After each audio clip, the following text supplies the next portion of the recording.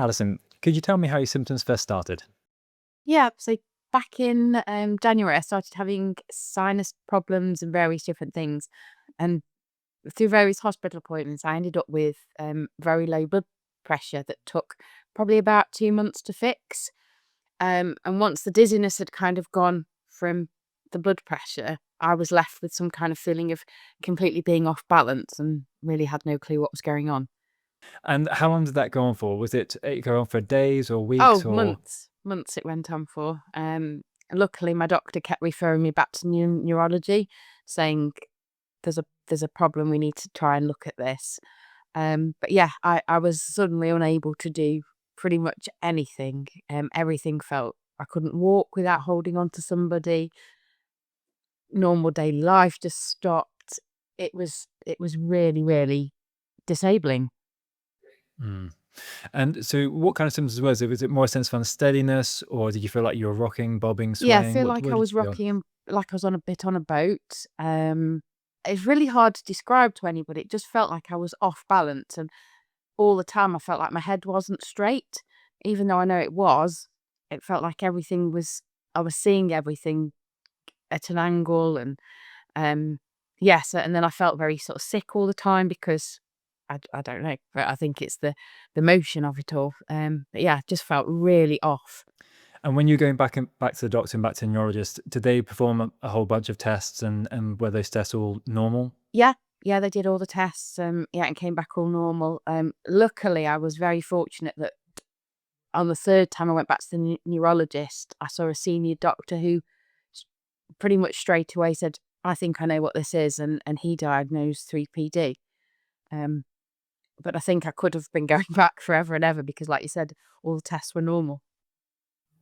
Yeah. So it often ends up with that frustrating thing where everyone recognizes something's not right and they believe you that when you say you're dizzy, but all the tests is normal, and you end up with lots of head scratching and like, wow, well, we don't know. This Yeah. is a bit Yeah, it was. unusual. So it does come down to trying to find that one person who can recognize the symptoms and say, oh, this sounds like 3PD or triple PD, depending on what we call it.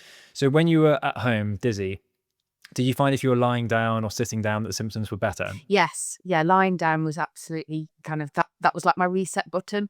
So when it all got too much, I would literally lie down either on the sofa or on the bed, and it would all go away. Yeah. And then once you stood up, stand up, then it starts coming in pretty quickly. Yes. Yeah. So during that time, were you able to keep working, Alison? No, I had to stop work. Had to pretty much give up everything because obviously I couldn't drive because I couldn't be sure where everything was. Yeah, I couldn't. I worked in a as an accountant or and in a restaurant. Couldn't do either of those jobs because I couldn't cope with the computer screen, and I certainly couldn't cope with walking around with hot drinks or anything in my hand. I couldn't walk around on my own anyway. Yeah, absolutely. And social life still could get out and do things, or did you find you're just kind of staying more and more at home? Um, a bit of both really. I stayed more at home. I was still able to do things, but I always did things with somebody. So I was very fortunate that my family kind of would take me out. It sounds ridiculous, but so I kept trying to do things, but like to go for a walk, I had to go for a walk holding on to them, or if I went, yes, they took me for a coffee or something, I had to hold on to them, and then I couldn't cope with it because it was all getting too visually stimulating, as I now know. Um, but yeah, so it did curtail pretty much everything. Mm. And when you started doing the exercises, how did you find them? Amazing. Um, Really weird to start with, and I wasn't quite sure what to expect.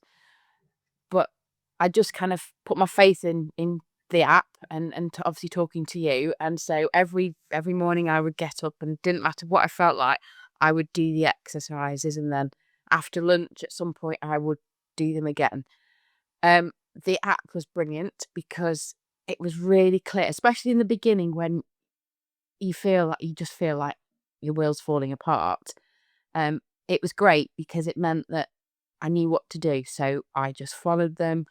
And some days I felt rubbish and some days I felt better. But again, you'd already told me that that might happen. So it kind of just went through it. Talking to somebody who actually said, oh, I know what triple BD is, and I know we can fix it and we can make it a lot better. and just feeling that someone else understood, because up until that point, the neurologist had told me what it was and given me a website to look at, but nothing told me how to fix it. And so, yeah, just listening, and thinking, right, there is a chance that this is going to get better was massive. And the other big thing that you told me was that you're highly unlikely to fall over. And as soon as I kind of understood that bit, I became more happy to do things or happy to try things, because I'm like, well, I might wobble, but I'm not going to fall over. And that kind of really, really helped, especially with doing the exercises as well, that I'm not going to fall over, it'll be fine. And that I think that's what made a big difference. Yeah, I'm so glad you brought that point out. But it's so important. It's such a weird one with triple PD that you have this real anxiety and fear about feeling unsteady and that you're going to get hurt. But actually, almost no one with triple PD falls over unless they've got some other thing going on Yes. alongside it. But actually, purely triple PD that's been brought on by psychological stress or medical, like you said, blood pressure or some other medical condition. Actually, almost no one falls over with it, and yet you have this real strong fear and holding on to furniture, holding on to Oh walls, gosh, holding on to yeah. partners. Yep. And actually, a lot of people, when they watch you walk, will say you look fine. And I think that's part of the reason it could be so devastating is you feel so awful, and then everyone around you is like, you look fine. Yeah. You don't look like you're a drunk person walking home on a Friday night. You look fine, and yet you feel like the world is rocking and swaying, or you feel like you're walking on a tilt. All these kind of bizarre symptoms that can come up. Yeah, that's exactly it. And I think, yeah, people will say, "Yeah, you're fine," but I really didn't feel fine at the start, definitely. And how are you feeling now? So much better. Life is just completely different again. It's back to not back to normal. I wouldn't be, but that's it. Some of that is my choice. That it's given me a chance to think, right, what am I going to do with the rest of my life now with it? Um, I do feel like I've got my life back. I'm back driving. I'm back happy to go out on my own. I'm doing work. I'm using my computer again. I'm reading. All those things that I just couldn't do, I can now do any of it. Um, so yeah, it's yeah, my life's back, and that's a miracle, I think. And if when you told me 12 weeks ago that that would be the case, I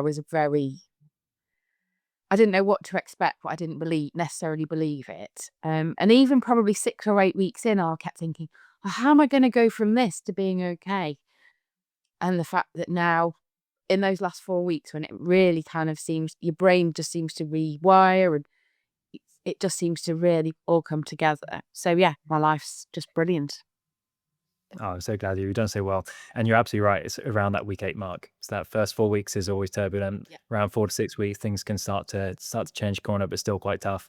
But normally around week 7, week 8, that's when you really start to turn a corner and Yeah, things get that's it. It much just better. seemed to really kick in, and you think, okay, I can see where I'm going now. Yeah, and you start to do, laugh at the exercises and laugh at you. I think as well, I started to laugh at myself for being.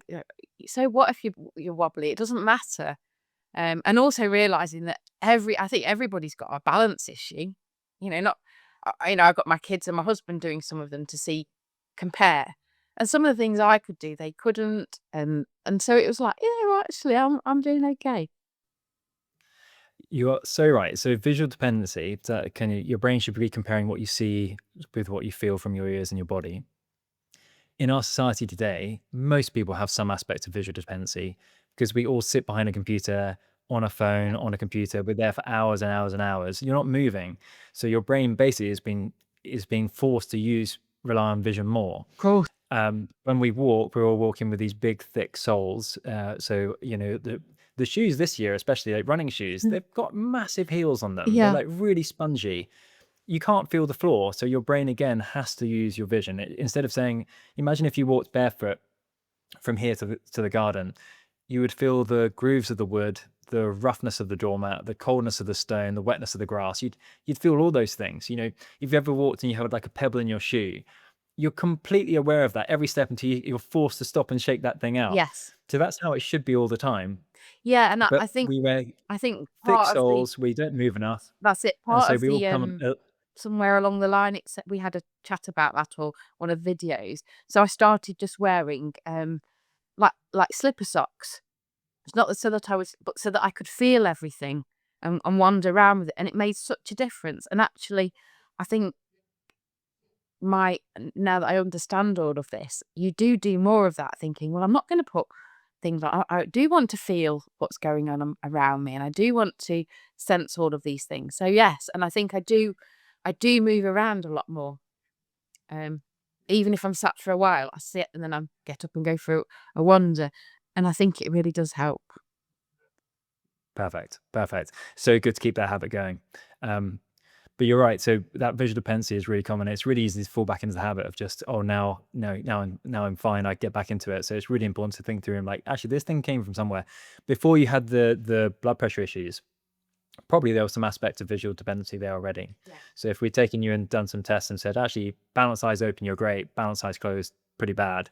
There probably would have been some aspect there. And so yeah, but to keep that habit going is such a crucial part for it. Yeah, really, really important. So yeah, I love that. So Alison, you've done so well. So going forward, are you going to keep doing some of the exercises going forward, or are you going to go back to, is there any sport or anything you're going to keep doing instead? Okay, well, I'm still doing some of the exercises kind of every other day just to give my break because my brain's just learning and I want to keep it going. But I've started going to the gym and got a personal trainer, and I know that that's I just wanted to do something that I hadn't done for a long, long time. And it's been amazing because she understands about triple PD, so that really helps. But the fact is, there's so much of the stuff that well, I wouldn't have even dreamt of doing, even before this happened, that I'm now doing. And a lot of it is how much, because of the exercises, I've actually got stability in my ankles and my knees. So I've been climbing onto big boxes and off again. I've been on the row machine and cycling.